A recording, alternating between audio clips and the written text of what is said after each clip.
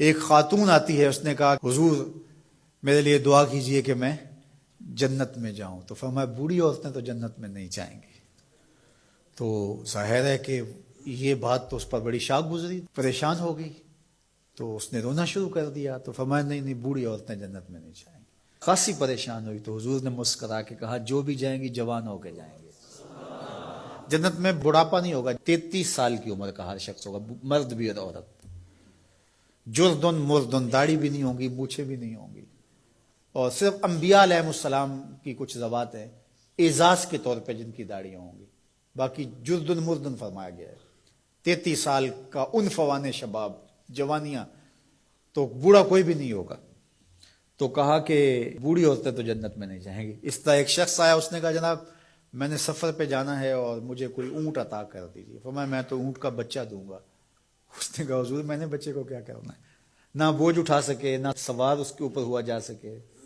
کہا میں تو بھائی بچہ ہی دوں گا. اس نے کہا حضور مجھے کوئی اونٹ دے دیجئے، میری ضرورت ہے. فرمایا میں تو بچہ ہی دوں گا.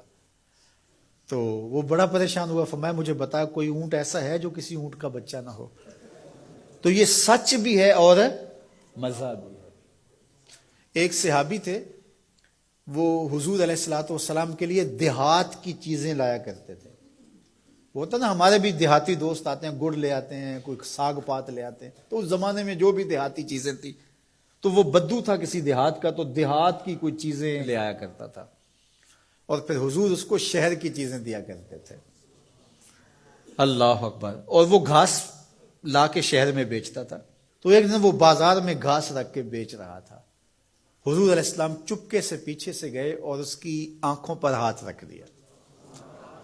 اس کو ہماری زبان میں کہتے ہیں کولی بھرنا. کیا کہتے ہیں؟ کبھی آپ نے بھی کسی دوست کی کولی بھری ہوگی نا. جب کوئی آپ کا بڑا گوڑا دوست ہو، اس سے آپ کا ہلکا پھلکا مزاح بھی ہو، تو آپ پیچھے سے آ کے چپکے سے اس کی آنکھیں بند کر دیتے ہیں. آپ دیکھنا چاہتے ہیں کہ یہ ہر وقت میرا ذکر کرتا رہتا ہے، میں دیکھوں کہ اب اس کے لب پہ سب سے پہلے کس کا نام آتا ہے. ایسا ہی ہوتا ہے نا کہ بندہ پوچھتا ہے کہ کس نے میری آنکھوں پہ ہاتھ رکھے ہیں، اور انسان کے دماغ میں پہلے وہ نام آتے ہیں جن سے وہ بڑی محبت کرتا ہے. تو کولی بھرنے کا مقصد ہی یہ ہوتا ہے کہ میں دیکھوں کہ میرا نام کس نمبر پہ آتا ہے، اور اس کی کوشش ہوتی ہے کہ میں پہلی مرتبہ ہی بوجھ لوں. اللہ اکبر. تو حضور نے آ کے کولی بھر لی. اب حضور کے ہاتھ آنکھوں پہ آئے ہوں اور سینوں تک ٹھنڈ نہ گئی ہو، یہ کیسے ہو سکتا ہے؟